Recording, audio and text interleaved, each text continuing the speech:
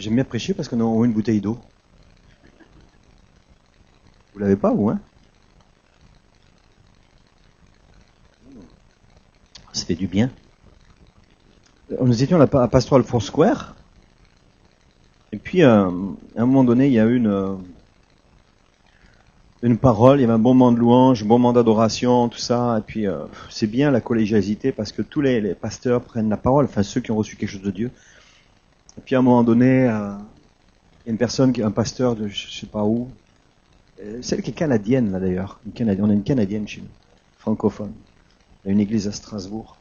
Et il y a une personne un pasteur qui donne une parole. C'était une soirée publique, on était plus d'une centaine. Puis un pasteur de Foursquare qui donne une parole. Et puis comme quoi le Seigneur allait guérir. Moi j'étais dans mon coin, j'étais devant là. Puis je dis à Marie-Claire, je savais que le Seigneur allait guérir. Et puis elle donne cette parole et puis alors, les gens sont rentrés dans la louange, l'adoration. Ah, puis moi ça allait pas dans mon coin. J'étais dans mon coin, je dis mais Seigneur.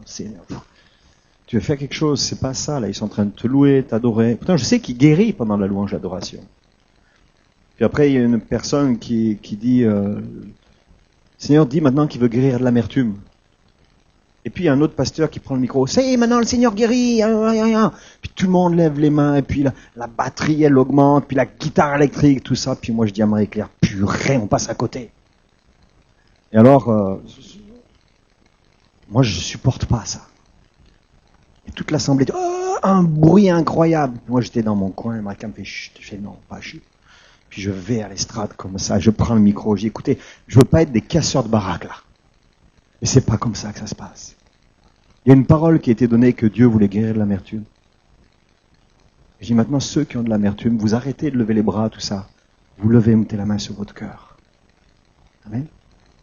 Et c'était le silence, l'étonnement pour certains. Et puis, il y en a qui ont mis la main sur leur cœur. Moi, j'ai mis la main sur mon cœur. Puis on a prié. Puis à ce moment-là, on a vu des délivrances. Et l'atmosphère a changé. Et tout à l'heure, Marie-Claire a eu une parole par rapport à c'était quoi la parole? C'était que le Seigneur, peut-être, a interpellé certaines personnes à donner plus financièrement, c'est ça? Une injonction de l'esprit.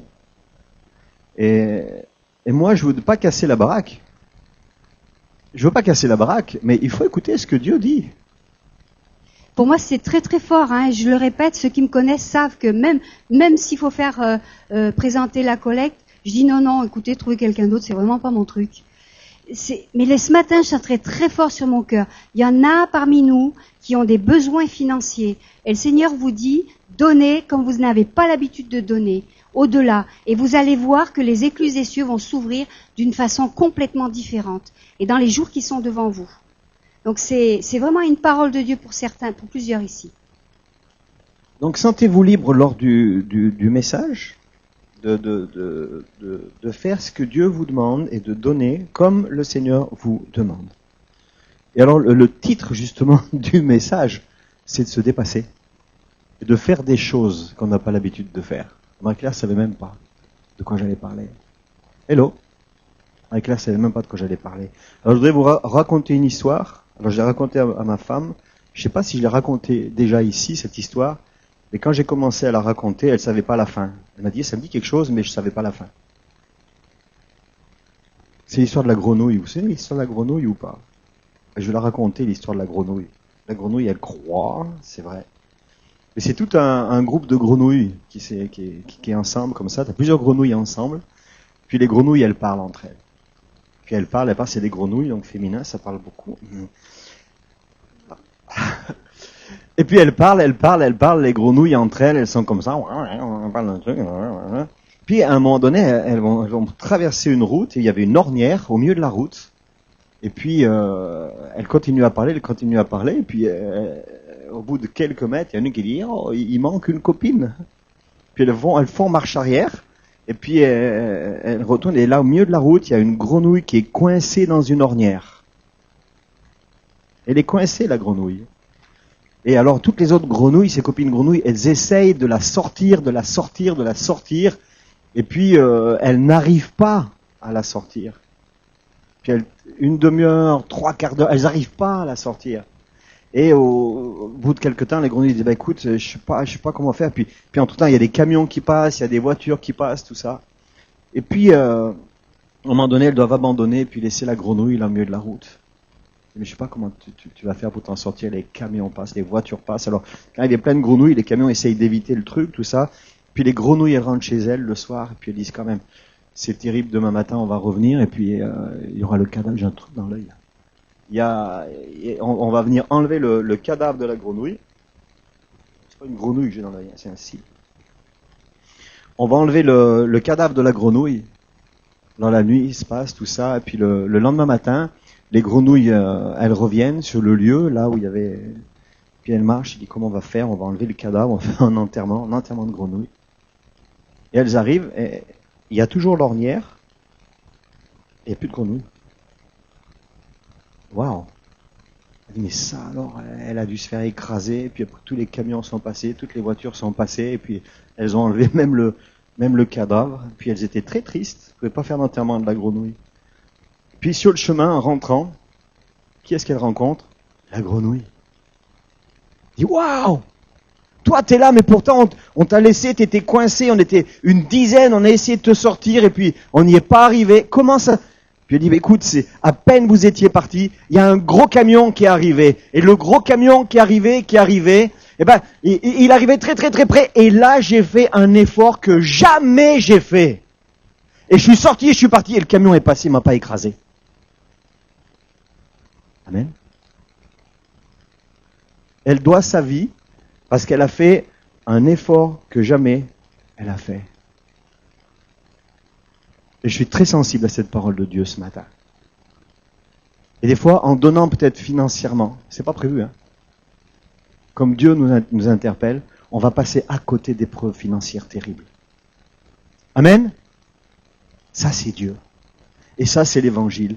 Dans 2 Chroniques 16, au verset 9, il est dit, « L'Éternel parcourt toute la terre du regard pour soutenir ceux dont le cœur est attaché à lui, sans réserve. »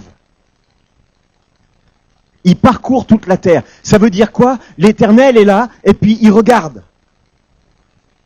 Qui c'est qui a son cœur attaché à moi sans réserve? Qui c'est qui est prêt à faire ce que je dis? Toi, t'es prêt. Ah, l'Éternel regarde. Dire que Dieu t'aime tellement qu'il veut te bénir. Dis à ton voisin, Dieu veut te bénir. Il est attentif, il guette. Puis toi, tu regardes tes taxes et tu dis, oh, j'ai tout juste pour payer, il faut que je paye en 10 fois. Non, donne. Et lui va s'occuper. Lui va ouvrir pour toi les écluses du ciel. Simplement parce qu'il t'aime, parce qu'il cherche. Il cherche où est-ce que je peux bénir. Où est-ce que je peux mettre mon sceau? Toi, t'as pas, donne-moi ce que t'as pas, et puis moi, je vais mettre. Et moi, je vais m'occuper de tes affaires. Ça, c'est le cœur du Père. Ça, c'est le cœur du Père. Il t'aime tellement. Il t'aime tellement. Et lorsque ton cœur est attaché, sans réserve, parce que les réserves, c'est toi qui les mets, à Dieu, il va te permettre de faire des choses comme tu n'as jamais fait encore. Et Dieu, il est dit qu'il va soutenir l'effort que toi tu fais. C'est pas beau, ça? Toi, tu fais un effort. Sylvie, c'est super que tu sois là. Je suis content de te voir. Ça va mieux la santé. Gloire à Dieu, on a prié pour toi. Toi, tu fais un effort et lui te soutient. Ça, c'est l'Évangile. Et parce que tu vas faire des efforts comme jamais tu as fait, Dieu va te bénir comme jamais il t'a béni. Pourquoi? Parce qu'il y a plein de camions qui arrivent. La petite grenouille et t'es coincé. De toute façon, quelque part dans ta vie, t'es coincé. T'es pas coincé dans ta vie quelque part?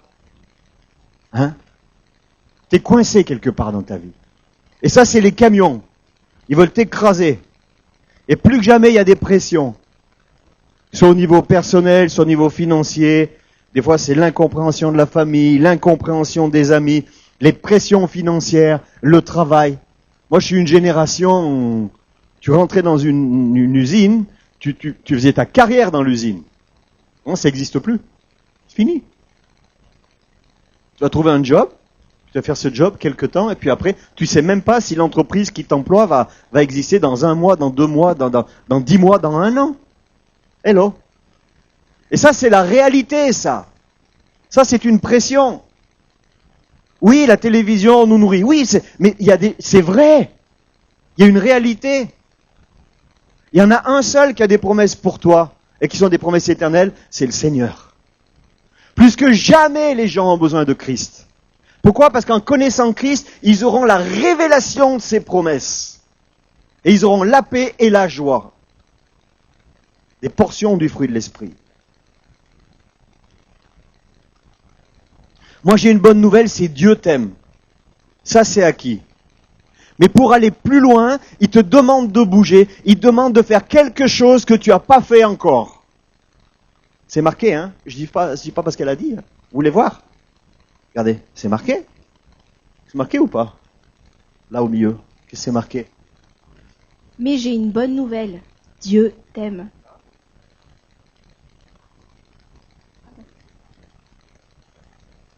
Elle a tout cassé. Dieu t'aime, ça c'est acquis, mais pour aller plus loin, il nous demande de bouger, d'aller, faire plus, comme cette grenouille. C'est écrit ou pas ? C'est écrit. Je dis pas parce qu'elle l'a dit.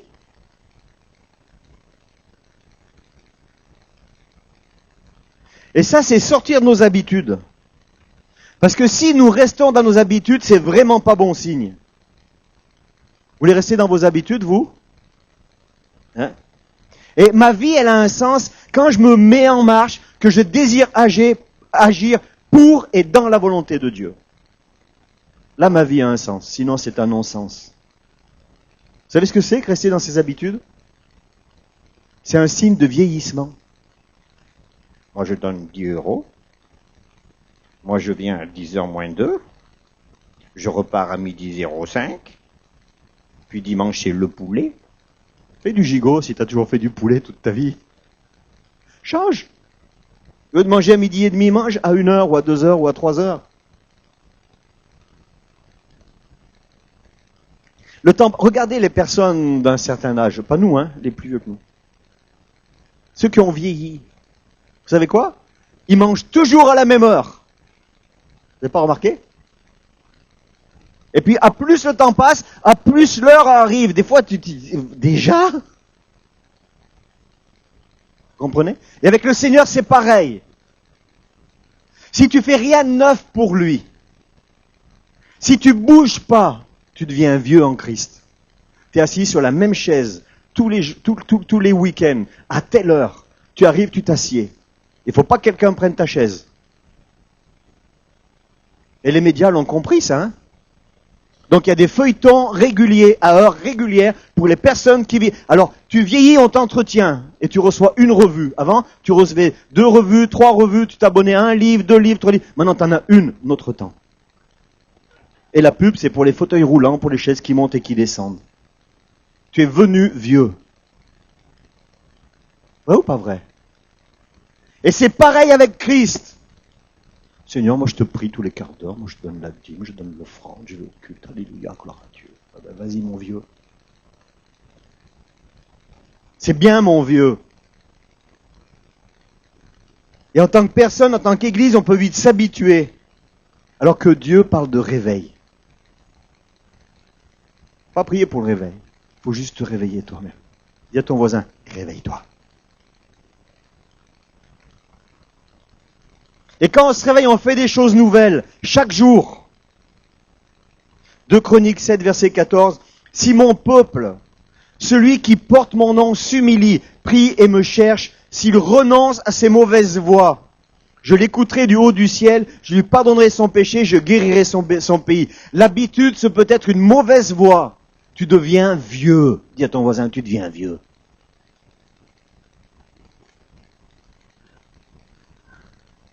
Et Dieu t'aime encore plus que tu le crois, et il veut simplement te démontrer son amour. Alléluia. Pour ça, il va te demander de te dépasser. C'est comme ça que notre foi, elle grandit.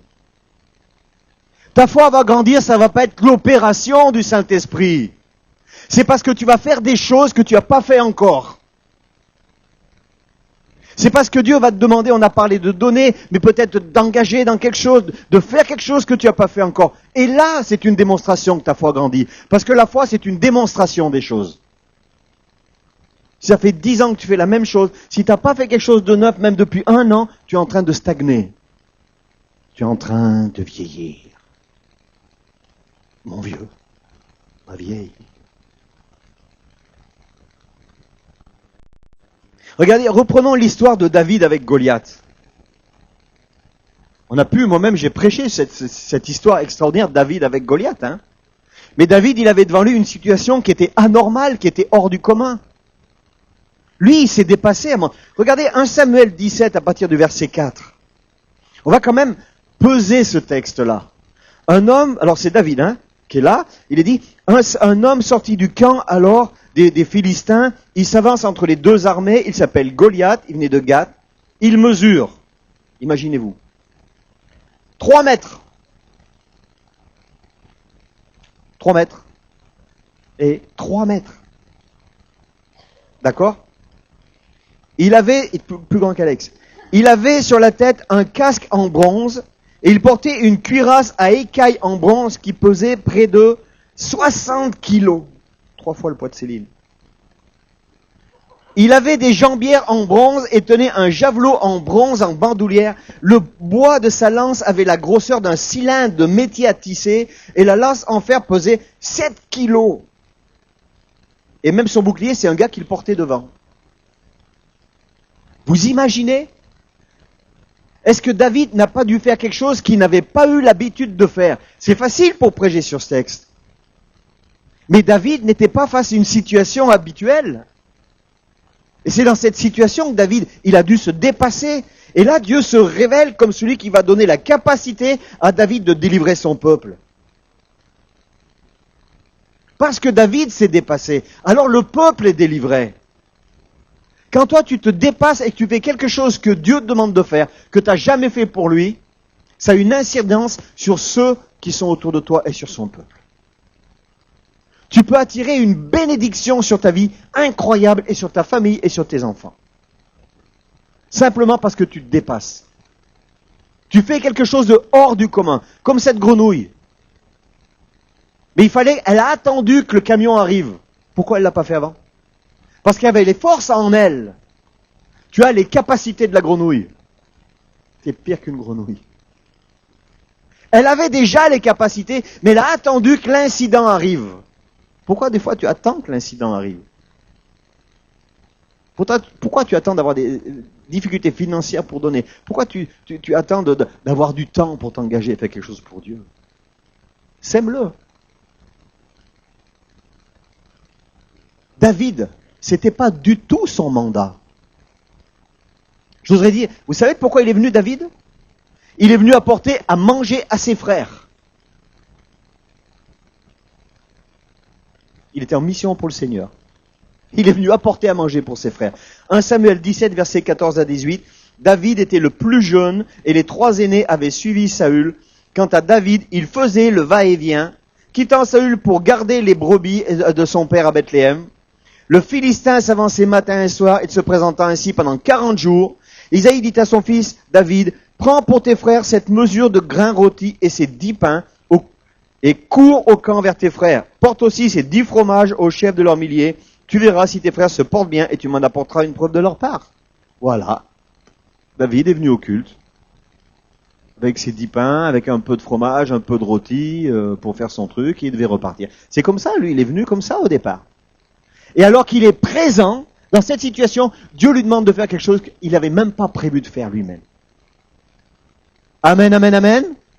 Est-ce que David a prié? Il a dit, Seigneur, montre-moi si je dois faire. L'Esprit de Dieu est venu sur lui. Il a été utilisé par Dieu alors qu'il s'y attendait même pas.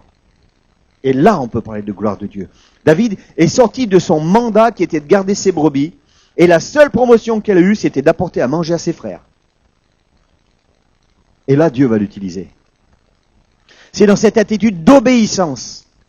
David va devoir se dépasser, faire plus, sortir de ses habitudes. Éphésiens 3, verset 20, à celui qui peut faire, par la puissance qui agit en nous, infiniment plus que tout ce que nous demandons ou pensons. Voilà un de ton mandat. Amen, amen, amen. Dieu veut faire au travers de toi, par sa puissance, infiniment plus que tout ce que tu demandes ou ce que tu penses. C'est pour ça qu'on dit, c'est impensable. Et Dieu veut faire au travers de toi quelque chose qui est impensable. Tu n'oses même pas y penser. Moi, je vous assure, à cette pastorale, je ne connaissais pas les pasteurs. Et tu as une centaine de personnes. Quand l'Esprit de Dieu vient et dit, arrête, toute l'église part dans un live. Je vous assure que je me suis dépassé. Quand il a fallu que j'aille, j'ai pris le micro, j'ai demandé le micro et j'ai dit aux gars, arrêtez. Il a fallu stopper les chants, il a fallu stopper toute cette... Mais vous savez, j'aurais dit pour la moitié, même plus, pour tous les gens, c'était bien l'église. Ouah, et toi, tu es tout seul dans ton coin, tu dis, Seigneur, s'il te plaît, dis-le à quelqu'un d'autre, que ce soit quelqu'un d'autre qui vienne couper ce truc-là. Et tout le monde était bien. Tous les pasteurs étaient bien, sauf un, moi. Apparemment. Puis après, à la fin du culte, et même hier, plusieurs sont venus me dire, ah, c'est super, heureusement que tu as coupé ça. J'ai dit, ah bon? Pourquoi tu l'as pas fait toi? Eux, ils sont pas mouillés. Eux, ils sont pas dépassés. Eux, ils étaient avec les... Oh, est-ce que tu es prêt à être dépassé? À faire ce que tu oses même pas penser. Pour Dieu, parce que lui te le demande. Je vais faire plus pour lui. Il m'aime tellement qu'il va faire plus pour moi. Simplement pour amour. Tu veux plus de Dieu, alors fais plus pour lui. Plus de toi, plus de toi. Et imagine-toi que lui, là, pas dans son ciel, parce qu'il est là aussi, il dit, et moi je veux plus de toi d'abord. On a tous, plus de toi, plus, je veux vivre plus. Peut-être que lui, il dit, mais attends, c'est moi qui te dis, je veux plus. Dis à ton voisin, peut-être que c'est lui qui veut plus. Plus. Non, c'est toi plus.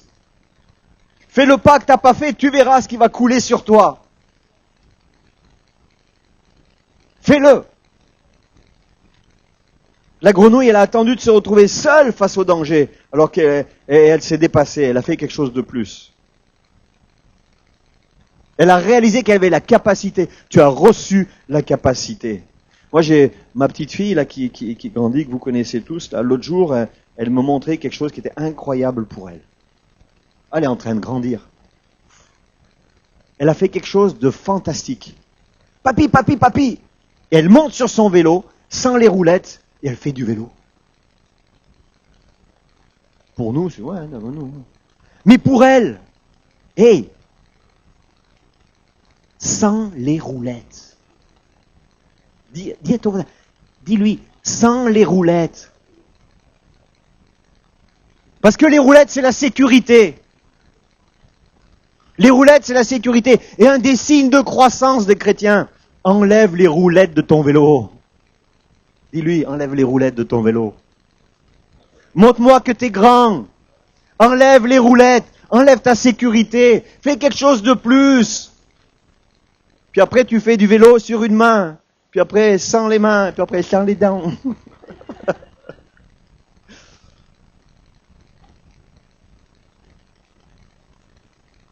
Un des signes de croissance, c'est qu'on vit des événements qu'on ne vivait pas avant. Quelles sont les choses que tu vis avec Christ et que tu ne vivais pas avant? Avant, moi, je priais peu pour les malades. Maintenant, je guette pour prier pour les malades. Quand quelqu'un me dit, je suis malade, je dis, ça me plaît. Oh, wow. Est-ce que je peux prier pour?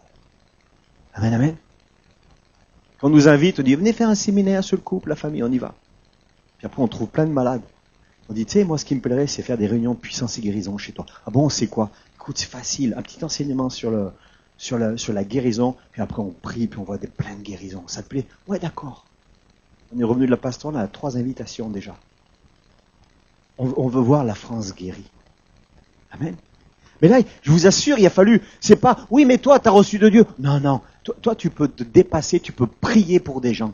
Parce que la parole que Dieu me donne, elle te le donne. Toi, tu peux imposer les mains aux malades et les malades seront guéris. Pourquoi tu vas pas prier pour les malades? C'est peut-être ça, se dépasser aussi. C'est pas que l'offrande. D'aller prier pour les malades. Quand tu vois quelqu'un qui est malade, et on va prier. Amen. Et là, ma foi augmente, mon amour pour lui augmente. Certains vont jeûner, il faut avoir envie de jeûner alors qu'ils n'avaient même pas envie de jeûner. Certains ont peur de jeûner et puis rentrer dans cette période de jeûne. Combien d'entre nous on a expérimenté ça l'année dernière, c'était pas extraordinaire? On va jeûner 21 jours, vous nous auriez vu tous ensemble le 21 jours. On se faisait un gâteau d'anniversaire light, presque sans farine, sans rien, des 2 jeûne. On prend un truc, on fait quoi? Un gâteau au jeûne de Daniel. Bon anniversaire. On a tous été fortifiés, oui ou non? Pourquoi? Parce qu'on s'est dépassé. On s'est dépassé. On a fait pour Dieu et Dieu a béni. Et tous ceux qui ont jeûné, après quand il y avait des témoignages, on a vu la gloire de Dieu dans les couples, dans les familles, au niveau financier. Tous. Pas un n'a été mis en dehors de la bénédiction de Dieu. Pourquoi? Parce qu'on s'est dépassé ensemble. Je suis content qu'on attaque bientôt ce jeûne-là. Vous allez voir le parcours sur le tabernacle, extraordinaire. Fantastique. Moi, j'ai hâte d'y être. J'ai hâte, mais je ne veux pas le faire tout seul. Et ma foi augmente, mon amour pour lui augmente, et donc ma passion augmente. Et là, je deviens contagieux. Tu n'as pas envie de devenir contagieux? De toute façon, tu es contagieux d'une façon ou d'une autre. Alors, sois contagieux pour les bonnes choses. Éphésiens 6, c'est pourquoi prenez toutes les armes de Dieu, afin de pouvoir résister dans le jour mauvais et tenir ferme après avoir tout surmonté. Tenez donc ferme. Ayez autour de votre taille la vérité en guise de ceinture, enfilez la cuirasse de la justice et mettez comme chaussure à vos pieds le zèle pour annoncer l'évangile de paix. Il est question de zèle. Il n'est pas question d'habitude. Ouais, je connais les versets pour répondre aux questions. Mais si tu laissais le Saint-Esprit te rafraîchir un peu, laisse les versets de côté et savoir ce que Dieu veut pour la personne. Ce serait pas mieux ça? Enlève les versets et ouvre ton cœur, ton pensée, ton âme, ton esprit au Saint-Esprit. Esprit de Dieu, qu'est-ce que tu veux faire pour la personne? Tu lui dis aucun verset, tu pries pour elle, elle va être guérie et là elle se donnera à moi. Alléluia. L'évangile, c'est une démonstration de puissance. L'évangile, c'est pas une suite de versets, je suis désolé. Il faut lire la parole, il faut se nourrir de la parole, c'est vrai. Et ça, je le fais chaque jour, Dieu m'est témoin. Mais l'évangile, c'est une démonstration de puissance. Amen. Dieu nous a établis pour que nous portions du fruit et que notre fruit demeure. Alors moi, je veux mettre sous son autorité. Et l'autorité va avec le fait d'avoir un projet de vie. Et moi, je sais que mon Dieu a un projet de vie pour moi. Il a autorité sur ma vie. Et nous, les parents, nous savons ce que c'est. On a autorité sur nos enfants, mais ce n'est pas du despotisme. Si c'est une autorité pour commander, tu n'as rien compris. L'autorité que tu as sur tes enfants à la maison, comme le dit mon épouse, bien entendu. Toi, tu as des enfants qui ne sont pas à la maison? Ah d'accord. L'autorité, c'est parce que tu as un projet de vie sur la personne, parce que tu as un projet de vie pour l'Église. Alors Dieu te donne l'autorité. C'est pas « je suis le papa et je commande ». Si tu n'as pas de projet de vie, peut-être prier pour savoir ce que Dieu veut. Amen. Et je me mets sous l'autorité de Dieu, parce que je sais qu'il a un projet de vie pour moi.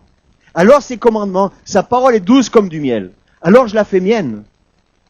Et je suis au bénéfice de son projet de vie. Et la Bible dit qu'à ce moment-là, tout ce que je vais faire, je vais le réussir. Alléluia. Ça vaut pas le coup de se dépasser pour lui? Ça vaut pas le coup de faire quelque chose qu'on n'a jamais fait? Encore et encore? Lorsque David s'est retrouvé face à Goliath, il s'est placé sous l'autorité de son Seigneur. Et Dieu lui a donné de faire quelque chose qu'il n'avait jamais fait avant. Et en étant sensible à la voix de Dieu, sois prêt à prier pour un malade, alors que tu ne l'as pas fait encore, peut-être forcément. Sois prêt à être utilisé pour lui de façon surprenante.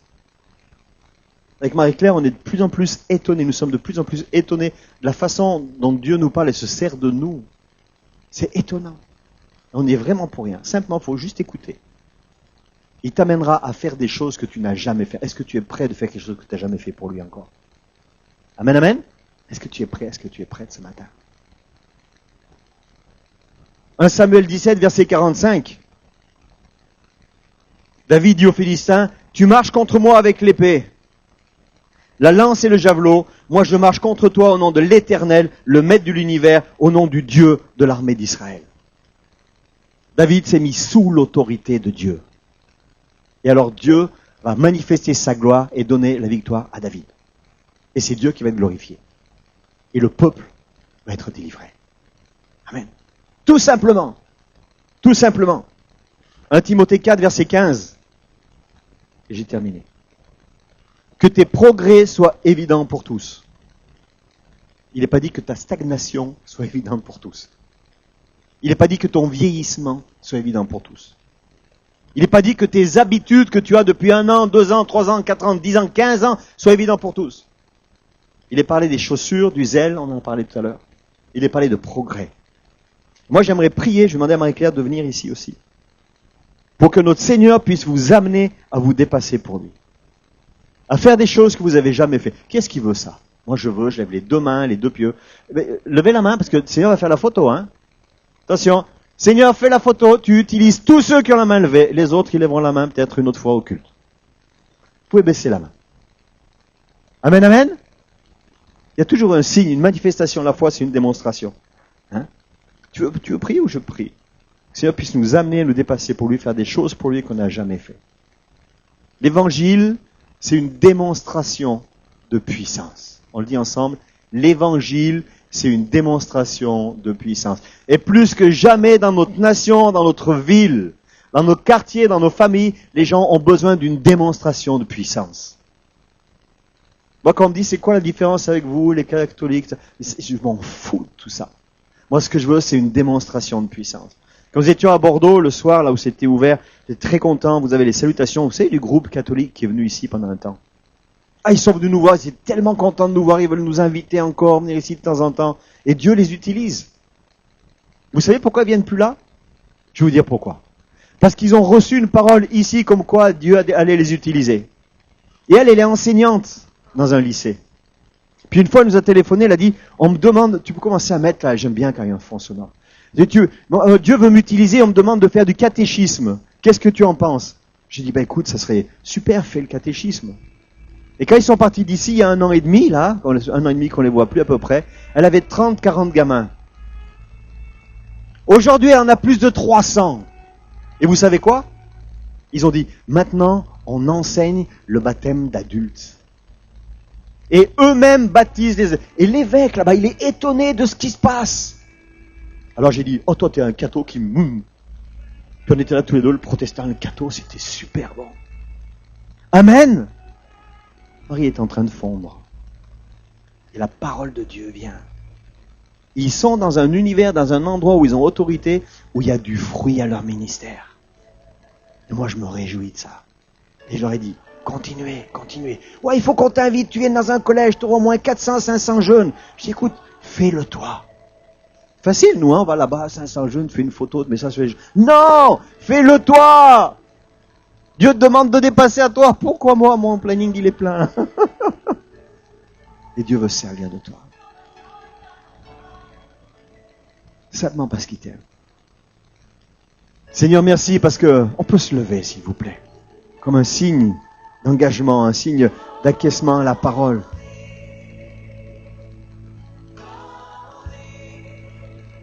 Seigneur, merci parce que nous entendons ta parole. Et quand nous voyons même David devant Goliath, il n'était pas venu pour mettre la tannée à Goliath. Il était venu pour amener à manger à ses frères. Et toi, tu as créé une situation incroyable, impensable, parce que lui-même qui était rempli de ton esprit, il ne pensait jamais venir comme celui qui allait être un instrument entre tes mains pour délivrer son peuple. Et Seigneur, il s'est soumis à toi. Et alors il a été oint par toi pour faire quelque chose qu'il n'avait jamais fait encore. Parce qu'avant, il gardait les brebis. Il jouait un peu de musique, mais jamais il avait affronté un géant de 3 mètres. Jamais. Et Seigneur, ma prière, c'est que pour nous qui nous sommes levés ce matin, qui avons levé la main aussi, tu puisses nous utiliser dans des domaines où nous n'avons pas été utilisés encore.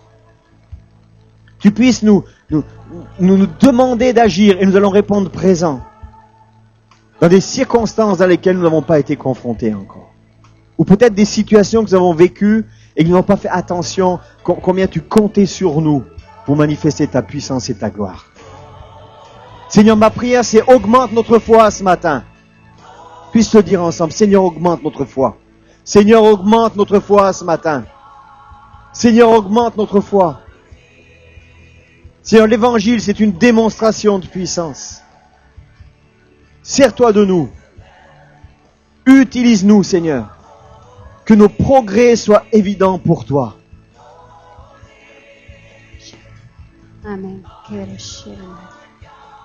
Alléluia. Seigneur, merci. Merci parce que tu veux faire de nous un peuple qui bouge. Seigneur, que là où nous sommes, nous bougions pour toi. Seigneur, là où nous travaillons, là où nous vivons, nous puissions bouger pour toi. Seigneur, que ce soit comme une action concrète qui se définisse petit à petit, mais que nous allions au-delà de qui nous sommes, au-delà de nos craintes, au-delà de nos peurs. Et je crois que ce serait bien pour certains si vous avez envie de vous avancer pour qu'on prie, pour briser la crainte, la peur qui vous empêche, ne serait-ce que de prier pour certains qui sont malades. Vous savez, quand quelqu'un vous dit « je suis malade », au lieu de lui dire « viens là, je prie pour toi », même à des inconvertis. Vous savez qu'ils aiment les inconvertis, contrairement à ce qu'on peut croire. On dit « attends, je vais prier pour toi ». Et là, il y a comme quelque chose de l'amour de Dieu qui passe. Et on est souvent bloqué par la crainte, par la peur. Alors, s'il y en a parmi vous qui avez envie qu'on prie pour ça, approchez-vous, on va prier pour ça. Pour briser ces craintes, ces peurs qui n'ont rien à faire dans nos vies. On a besoin vraiment de nous dépouiller de ce qui nous empêche d'avancer. On a vraiment besoin de laisser le Saint-Esprit nous dépouiller, entre guillemets, de la chair. Parce que les craintes, les peurs n'ont rien à voir avec l'Esprit de Dieu. La crainte, la peur, tout ça, ça vient de la chair. Ça vient de l'ennemi aussi qui nous dit « confie-toi en la chair ». Et nous, on se confie en la chair. Mais Dieu nous appelle à nous confier en lui. Et c'est pas dans la crainte, dans la peur qu'on arrive à entrer dans ce que Dieu veut. Les miracles, on va en voir. Les prodiges, on en a vu, on va en voir. Mais on n'a rien vu encore à côté de ce que Dieu veut faire. Amen. Amen. Alors on va prier. Mais simplement accueillir. On va pas prier 3 heures. On va simplement imposer les mains et puis demander à l'Esprit de Dieu de briser la crainte et la peur.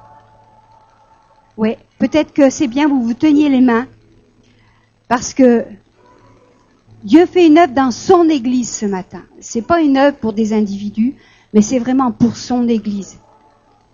Amen. On a parlé des finances, ça peut être la crainte de donner aussi au niveau des finances. Cette crainte est légitime. Il y a des craintes légitimes. Il y a des craintes légitimes. Parce que la conversion, c'est un changement de mentalité, c'est un changement radical. Et c'est pas évident quand au travers de ce qu'on a pu vivre, de pouvoir donner. Et c'est une crainte qui est là et le Seigneur veut délivrer aussi. La crainte de prier pour des gens aussi, elle est légitime. Pourquoi? On ne sait pas comment les gens vont réagir. Mais quand l'Esprit de Dieu vient, quand la parole de Dieu te dit « impose les mains aux malades et les malades seront guéris », c'est lui qui va guérir. Lui te demande simplement d'imposer les mains. C'est tout. Amen. Et des fois, il faut le reconnaître, c'est notre orgueil qui fait qu'on ne va pas prier pour les gens. Parce qu'on dit « mais si, ça ne marche pas ». C'est comme si tu as peur d'être jugé sur le résultat. Je vais te dire une bonne nouvelle. Nous, on est allé au Burundi et puis à un moment donné, quand on a fait des émissions de télé, il y avait une femme qui était derrière une caméra qui est venue nous voir. Et elle nous a présenté quelqu'un d'autre. Elle avait « ça, c'est mes pasteurs ». Pourtant, nous ne la connaissait pas. Elle dit « mais il y a 4 ans ou 5 ans, vous êtes venus, vous avez prié pour ma fille. Je ne sais plus ce qu'elle avait, de l'asthme ou je ne sais pas quoi. Et ma fille était délivrée. » Moi, quand j'ai quitté le Burundi, j'ai pas vu la délivrance. Mais c'est une fois qu'on a quitté le pays, quelque temps après, cette jeune fille a été guérie. Amen. Et 4-5 ans après, elle était encore guérie. C'est-à-dire, c'est Dieu qui guérit. C'est pas toi. Toi, tu peux pas guérir. Ne dis jamais un tel a prié pour moi, il m'a guéri. Non, c'est l'Éternel qui guérit. Il veut servir de toi comme un canal. Si tu as un voisin qui est malade, tu as un voisin qui est en train de divorcer, va le voir, va prier. Nous, on a un voisin, il vit des choses terribles dans le couple, et on va, elle vient, puis elle pleure, et puis on prie pour elle. Et mon épouse veut vraiment continuer à l'accompagner dans ces moments difficiles. Amen. Qu'elle connaisse le Christ dans ces moments difficiles. Qu'elle connaisse Christ dans ces moments difficiles. Et chez toi, dans ton voisin, encore cette semaine, mon épouse, on a un coup de téléphone, c'est une femme qui nous appelle, qui dit « Je vous appelle de la part de madame Untel qui habite dans votre quartier. » Vous savez, c'est des voisins les plus pénibles du quartier. Ces voisins qui sont pour nous et pour les autres les plus pénibles du quartier. Elle a une amie à l'autre bout de la France qui est en train de vivre des choses terribles. Elle a dit « Mais moi, je connais un couple qui peut t'aider. » Amen. Pourquoi? Juste parce qu'on prie. On n'est pas meilleur, on n'est pas moins bon. Non. On est pareils. Tous, nous sommes pareils. Simplement parce qu'on a osé témoigner. Simplement parce qu'on a osé prier. Et puis, tu vas prier une fois pour quelqu'un. Et puis, le quelqu'un va le dire aux autres, même s'il n'est pas guéri. Il se passe pas une semaine sans que j'ai des personnes qui téléphonent. Alors vous priez pour les malades, ça soit de Narbonne, de Perpignan, de Lille, de partout. Pourquoi? Parce que une fois ou deux, on a prié pour des gens. C'est communicatif. T'as pas envie de vivre ça? Qu'ils aient tous ton numéro de téléphone. Et qu'ils puissent dire, je peux téléphoner à Eliane parce qu'elle va prier elle va prier pour moi parce qu'elle a déjà prié pour quelqu'un. Et t'en as plein qui attendent que René prie pour les malades. Et René, tu pries une fois pour un, et l'autre, il va le dire aux autres. Alléluia. Il faut sortir ouais, l'église, il y a 40, 50, 100, 200, 1000, 2000. Waouh, ça c'est autre chose. C'est pas comme ça que Dieu voit. Dieu il verra à tout ce que tu as semé. Toi, tu regardes le résultat avec tes yeux. Dieu, il voit ce que tu as semé. Et le Seigneur te dira, bon et fidèle serviteur, rentre dans la joie de ton maître. Et le Seigneur, il verra toutes les fois que tu as prié pour quelqu'un. Puis s'il a guéri, c'était son temps, gloire à Dieu. S'il n'a pas guéri, il verra quand même que tu as prié pour la personne. Et le Seigneur se réjouit de ça. Seigneur, moi je veux te prier pour chacun des bien-aimés ici. Je veux te prier pour chacun. Seigneur, merci parce que moi je m'avance aussi. Nous avons tous eu le courage de nous avancer ce matin. Et dire, Seigneur, on veut se dépasser nous-mêmes. On veut faire des choses que tu nous as même pas encore demandé de faire, peut-être jusqu'à maintenant, ou alors qu'on n'a pas osé faire. Et prier pour l'un, prier pour l'autre, peut-être donner plus que ce qu'on a donné, peut-être de s'engager dans quelque chose où on n'a pas osé. Mais Seigneur, on veut être utilisé par toi. Et je veux briser maintenant au nom de Jésus-Christ de Nazareth tout ce qui peut nous empêcher de faire ce que toi tu nous demandes, au nom de Jésus-Christ. Et je veux proclamer une pleine libération dans chacun des bien-aimés ce matin. Une pleine libération au nom de Jésus. Une pleine libération au nom de Jésus. Une pleine libération au nom de Jésus. Au nom de Jésus. Seigneur, que tout orgueil soit abattu maintenant au nom de Jésus. Seigneur, à chacun des bien-aimés, tu as donné un chant d'évangélisation. À chacun de mes bien-aimés, tu as donné de pouvoir prier pour les malades, de voir des guérisons. À chacun des bien-aimés, tu donnes ton autorité quand on se soumet à ton autorité. Seigneur, je veux proclamer que chacun d'entre nous, nous sommes l'autorité de Christ déléguée ici sur terre. Que ton royaume avance. Que ton royaume avance. Que ton royaume vienne. Seigneur, tu dis dans ta parole qu'ils connaîtront au travers de l'Église la sagesse infiniment variée de Dieu. Et l'Église, c'est nous. L'Église, c'est chacun de nous. Chacun d'entre nous. Chacun d'entre nous. Esprit de Dieu, tu coules sur chacun maintenant. Et tu prends la place de là où il y avait la crainte, tu prends la place des fois même là où il y avait la honte. Là, tu prends la place de là où on n'osait pas faire par timidité. Esprit de Dieu, c'est toi qui prends toute la place maintenant. Et tu remplis les temples que nous sommes. Et tu nous utilises. Tu nous utilises. Encore et encore. Si nous disons ensemble que l'évangile, c'est une démonstration de puissance. L'évangile, c'est une démonstration de puissance. On le dit ensemble, l'évangile, c'est une démonstration de puissance. Au nom de Jésus. Au nom de Jésus. Au nom de Jésus. Au nom de Jésus. Alléluia. Mon épouse passe, Marika, elle passe. Elle prie pour chacun. Vous recevez, vous recevez, vous recevez, vous recevez. Après, quand vous voulez aller à votre place, vous allez. Alléluia. Seigneur, le Seigneur délivre, il enlève la timidité. Il enlève la timidité, il enlève la crainte. Et quand il enlève, et comme on a prié, il met à la place une portion de son esprit. Il donne des nouvelles chaussures à plusieurs. Il donne des nouvelles chaussures, des chaussures toutes neuves sur le zèle de l'évangile. Le zèle, recevez tous des nouvelles chaussures. Le zèle de l'évangile. Cette démonstration de puissance. Et Dieu se sert de chacun pour démontrer sa puissance. Vous allez être étonnés. Et attendez-vous à être étonnés des choses que vous ne pensez pas, comme ça a été dit ce matin. Des situations. Il y en a qui vont être comme David. Ils vont partir comme en mission dans cette semaine, rencontrer des gens. Ça c'était clair. Hein? Comme David est parti en étant mandaté pour amener de la nourriture, alors qu'il gardait les brebis. Pour lui, la promotion, c'était d'amener de la nourriture sur le champ de bataille. Et ça me montrait vraiment, et je dis pas qui, parce que comme ça on témoignera le prochain culte. Il y en a qui vont sentir comme une promotion cette semaine. Il y a quelque chose de plus, ils vont dire, mais c'est ça. Et je vais vous dire, de la part du Seigneur, alors que vous allez dire, c'est ça que vous allez faire le plus, Dieu va, comme David, vous demander de faire encore plus. Et laissez-vous pas impressionner, ne nous laissons pas, je m'inclus, impressionner par la taille du géant. Ne nous laissons pas impressionner par le poids de l'armure. Et le poids de l'armure, souvent, c'est le savoir de la personne, c'est la détermination de la personne ou de la situation. L'armure, c'est toute la carapace, c'est tout l'extérieur, c'est tout ce que tu vois. C'est très fort. Et ça peut être très impressionnant. Et tu vas être mandaté, tu vas te trouver face à un Goliath, et ne regarde pas l'armure. Revendique simplement que l'Éternel t'a envoyé.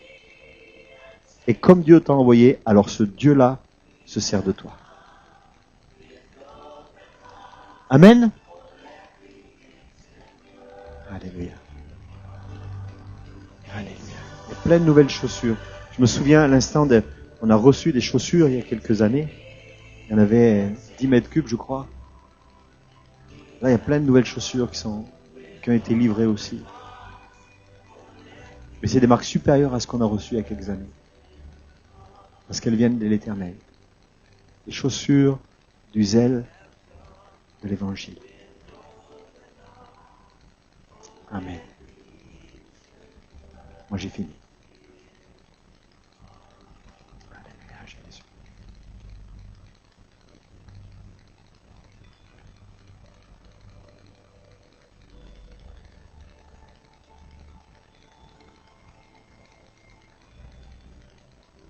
Seigneur, merci pour nous garder